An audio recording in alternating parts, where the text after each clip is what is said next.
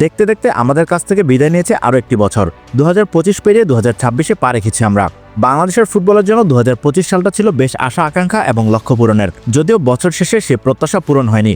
তবে গেল বছর হামজা চৌধুরী, সমিত সোম, ফাহমিদুল ইসলাম, জায়ান আহমেদ কিংবা কিউবা মিচেলদের মতো তারকাদের দেখা গিয়েছে লাল সবুজের জার্সিতে। গত বছর মোট 8টি আন্তর্জাতিক ম্যাচ খেলেছে বাংলাদেশ, যেখানে 2টি করে জয় ও হারের সঙ্গে ড্র করেছে বাকি 4 ম্যাচ। ঘরের মাঠে ভারত এবং ভুটানের বিপক্ষে জয় এসেছে। অবশ্য গত বছর পাওয়া 2 হারের হতাশাও ঘরের মাঠেই। বছর শেষে ফিফা র্যাঙ্কিংয়ে 5 ধাপ উন্নতি হয়েছে বাংলাদেশের, যদিও শেষ মুহূর্তের কিছু ভুলে বেশ কয়েকটি ম্যাচে প্রত্যাশিত ফলাফল আসেনি। এবার পুরনো বছরের হতাশা ভুলে নতুন বছরে নতুন করে ঘুরে দাঁড়ানোর লক্ষ্য বাংলাদেশের। নতুন বছরে বাংলাদেশ জাতীয় দলের প্রথম ম্যাচ আগামী মার্চের শেষ সপ্তাহে। 31 মার্চ এশিয়ান কাপের বাছাই পর্বে নিজেদের শেষ ম্যাচে সিঙ্গাপুরের বিপক্ষে মাঠে নামবে বাংলাদেশ। এর আগে একটি প্রীতি ম্যাচ খেলার কথা রয়েছে। এরপরের ফিফা উইন্ডো আগামী 1 থেকে 9 জুন। সে উইন্ডোতে 2টি প্রীতি ম্যাচ খেলার সুযোগ রয়েছে। আর এই সময় মালদ্বীপে 4 জাতি আন্তর্জাতিক টুর্নামেন্টে খেলার আমন্ত্রণ পেয়েছে বাংলাদেশ, যেখানে অংশ নিলে কমপক্ষে 3টি ম্যাচ খেলার সুযোগ মিলবে। এরপর 19 সেপ্টেম্বর থেকে 6 অক্টোবর পর্যন্ত অনুষ্ঠিত হওয়ার কথা রয়েছে সাফ চ্যাম্পিয়নশিপ। চলতি বছরে এটাই বাংলাদেশের জন্য সবচেয়ে গুরুত্বপূর্ণ আসর। সাফের এবারের আয়োজক হওয়ারও সম্ভাবনা রয়েছে বাংলাদেশের। সবশেষ সাফে সেমিফাইনালে খেলেছিল বাংলাদেশ।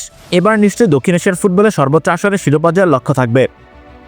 এরপর বছরের শেষ দিকে রয়েছে আরও একটি ফিফা উইন্ডো। নভেম্বরের 9 থেকে 17 তারিখের মধ্যে থাকা সেই উইন্ডোতে 2টি প্রীতি ম্যাচ খেলার সুযোগ থাকবে। সবকিছু ঠিক থাকলে এই বছর 8 থেকে 12টি আন্তর্জাতিক ম্যাচ খেলার সুযোগ রয়েছে বাংলাদেশের সামনে।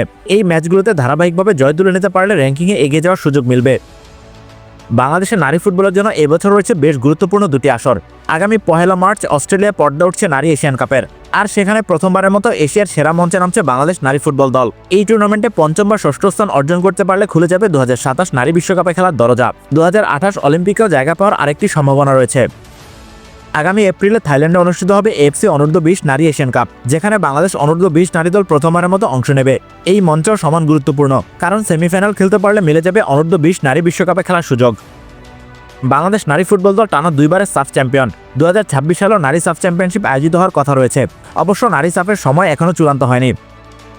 2026 সালে নারীদের সামনে আরেকটি বড় চ্যালেঞ্জ থাকছে এশিয়ান গেমস। এশিয়ান কাপের পর এশিয়ান গেমস হবে বাংলাদেশের মেয়েদের জন্য নিজেদের সামর্থ্য প্রমাণের আরও একটি বড় মঞ্চ।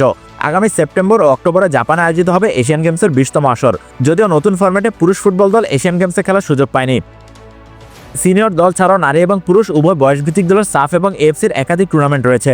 আর এই মাসেই কয়েকদিন পর শুরু হচ্ছে সাফ ফুটসাল, যেখানে অংশ নেবে বাংলাদেশ নারী এবং পুরুষ ফুটসাল দল। আর বছর জুড়ে বাংলাদেশের ঘরোয়া ফুটবল তো মাঠে থাকবেই। সব মিলে বাংলাদেশের ফুটবলের জন্য নতুন বছরের ব্যস্ত সময় অপেক্ষা করছে। গত বছরের ভুল ত্রুটি শুধরে নতুন বছরে নতুন করে এগিয়ে যাবে বাংলাদেশের ফুটবল, এমনটাই প্রত্যাশা সকল ফুটবল প্রেমীদের।